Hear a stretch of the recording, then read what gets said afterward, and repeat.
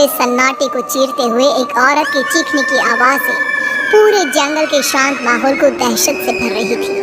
वो औरत इस तरह से चिल्ला रही थी जैसे किसी ने उसके बदन पर खौलता हुआ पानी डाल दिया हो। रात को अपने खेतों में पानी देने के लिए आया हुआ हरिया किसान अभी तक इन आवाज़ों को सुन नहीं पाया था, क्योंकि उसके बेटे किशन ने उसे नया मोबाइल फ़ोन जो ला कर दिया था शहर से, और बस उसी मोबाइल फ़ोन में ईयरफोन लगाकर वो कोई पुराना गाना सुनने में मग्न था। लेकिन जैसे ही गाना खत्म हुआ, उस औरत की चीखने की आवाज़ हरिया किसान के कानों से टकराई। हरिया का दोस्त रामू भी खेत में ही घाट पर गहरी नींद में खर्राटे मार रहा था। रात के उस सन्नाटे में औरत की चीखने की आवाज़ सुनकर ठंड के मौसम में भी हरिया किसान के माथे से पसीना टपकने लगा। रामू, अरे ओ रामू, अरे जल्दी उठ, क्या खर्राटे मारकर सो रहा है? अरे इतनी रात को ये जंगल में कौन औरत चीख रही है? पूरी तरह से चीख रही है। अरे क्या हुआ? क्या हुआ? कौन है? अरे भूत आ गया क्या? चोर आ गया क्या? अरे न चोर आया है न भूत आया है। मैं ये कह रहा हूँ कि क्या तूने इस औरत के चीखने की आवाज सुनाई देती है कि नहीं? अरे कौन सी औरत? अरे हाँ, ये आवाज है। तू पहले नहीं बता सकता था? पता नहीं कौन चुड़ैल जंगल में नाच रही है। हम घर चले जाते हैं। देखता नहीं, मैंने तो कानों में ये लगा रखा था। वो किशन ने लाके दिया ना शहर से, गाने सुन रहा था मैं। अरे लेकिन भाई मुझे बहुत डर लग रहा है, अब क्या करें? अरे करना क्या है, भागो यहाँ से। भगवान जाने कौन है और क्यों इतना चीख रही है, और उस औरत के चीखने की आवाजें और ज्यादा तेज होने लगी है। हरिया और रामू के पैर डर के मारे कांप रहे थे।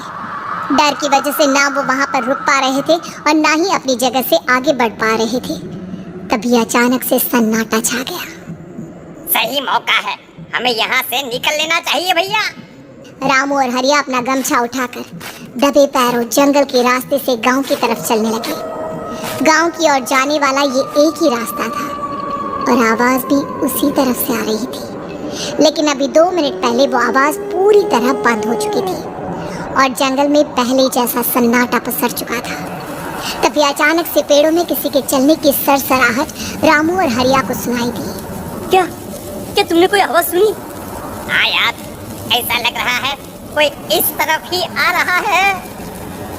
और तभी अचानक सामने पेड़ से एक साया रामू और हरिया के सामने उल्टा आकर लटक गया। ये देखकर रामू और हरिया की चीख निकल गई। वो दोनों डर के मारे बेहोश हो गए। वो साया जमीन पर आकर खड़ा हुआ। उसने रामू और हरिया के बालों को पकड़कर खींचना शुरू कर दिया। अब तुम गांव वालों में से कोई जिंदा नहीं बचेगा। मैं तुम सबको ले जाकर उस गड्ढे के नीचे दफन कर दूंगी। सबकी जान ले लूंगी। मैं किसी को नहीं छोड़ूंगी। अगली सुबह रामू की पत्नी कमला हरिया के घर आई और उसने हरिया की पत्नी सुमन से अपने पति के बारे में पूछा। सुमन, कल रात को ये तुम्हारे ही पति के साथ गए थे खेत पर, अभी तक लौट कर नहीं आए हैं। हाँ बहन, मैं भी वही सोचकर परेशान हूँ। मेरे पति भी अभी तक खेत से लौट कर नहीं आए। भगवान जाने क्या बात है, दोपहर होने आई है। अब तक तो उन दोनों को लौट कर आ जाना चाहिए था। क्या करे, कैसे पता करे कि वो दोनों कहाँ हैं? मेरा बेटा भी शहर गया हुआ है, वरना उसी को भेज देते खेत पर। बहन, मुझे लगता है कि हम दोनों को वहाँ जाकर अपने पतियों को ढूंढना चाहिए। ठीक कहती हो तुम, चलो मैं तुम्हारे साथ चलती हूँ। और वो दोनों जंगल के रास्ते खेत की तरफ आगे बढ़ती हैं। वहाँ जाकर देखती है कि हरिया और रामू आग जलाकर आग के ऊपर कुछ पकाकर खा रहे थे। आप यहाँ पार्टी बना रहे और वहाँ घर पर हमारी जान सुखी जा रही थी कि कहीं कुछ हो तो नहीं गया? मुझे कुछ नहीं हो सकता, मैं कभी नहीं मर सकता, समझे तो? अरे तबीयत तो ठीक है, ये किस तरह की आवाज में बात कर रहे हैं आप? कुछ हुआ है क्या? कुछ नहीं हुआ, बस जोरों की भूख लग रही थी इसलिए खाना बनाकर खा रहे थे। अच्छा, इतनी बदबू आ रही है, ऐसा क्या बनाकर खा रहे हैं आप? जरा हमें भी तो बताइए। अरे भाभी, क्यों परेशान हो रही हैं? मांस पकाकर खा रहे हैं। एक जंगली जानवर कल रात को खेत में आ गया था, हम दोनों ने उसे मार दिया और बस उसी का मांस पक रहा है। आप भी खाइए ना, बहुत बहुत ही स्वादिष्ट है। दिमाग खराब हो गया क्या आप दोनों का? आप दोनों मांस कब से खाने लगे, और वो भी जंगली जानवर का? चलिए अभी कभी घर चलिए। चलेंगे चलेंगे, लेकिन पहले ये मांस तो खत्म कर ले। कुछ देर बाद रामू और हरिया कमला और सुमन के पीछे पीछे गांव की तरफ चल देते हैं। रामू और हरिया की आंखें पहले जैसी नहीं रही थी, उनमें कुछ बदल गया था। रामू अपनी पत्नी कमला के साथ घर चला जाता है और हरिया अपने घर आ जाता है। देखिए, आपने जो कुछ भी किया मैं उसके लिए आपको माफ कर देती हूँ, लेकिन आज के बाद ये रामू के साथ जाकर मांस पकाकर खाया ना, तो इस घर में घुसने नहीं दूंगी आपको। अरे दिमाग मत खराब करो, मैं वहाँ खाट पर लेटकर गाने सुन रहा हूँ, मुझे परेशान मत करना आप। इतना तमाशा खड़ा कर दिया, दोपहर तक घर लौटकर नहीं आए और अब गाने सुनने। लेकिन हरिया घर के बाहर आंगन में जाकर चुपचाप लेट गया और गाने सुनने लगा। गाने सुनते सुनते हरिया को नींद आ गई। सुमन ने उसके कान से ईयर प्लग हटाया और अपने आप से कहा, जरा मैं भी तो सुनकर देखूं, ऐसे कौन से गाने सुनते हैं।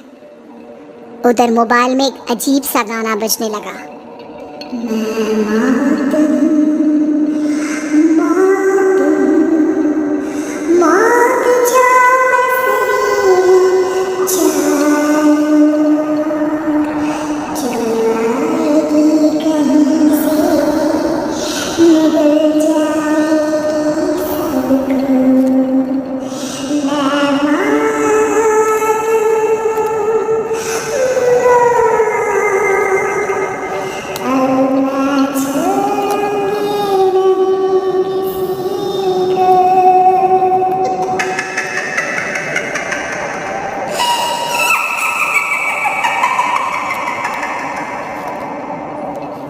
सुमन ने घबराकर मोबाइल फोन दूर रख दिया। वो बुरी तरह से डर गई थी।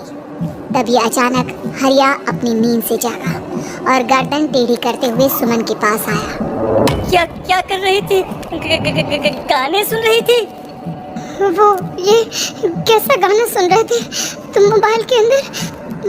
मौत है, मौत। अरे ये सारी बातें छोड़ो और ये बताओ, आज शाम को तुम मेरे साथ खेत चलोगी? लेकिन क्यों? अरे तुम इस तरह से क्यों बात कर रहे हो? अपनी गर्दन सीधे रखकर बात करो ना। वो मेरी गर्दन में सोते सोते थोड़ा दर्द हो गया है। मेरे साथ आज खेत चलो ना।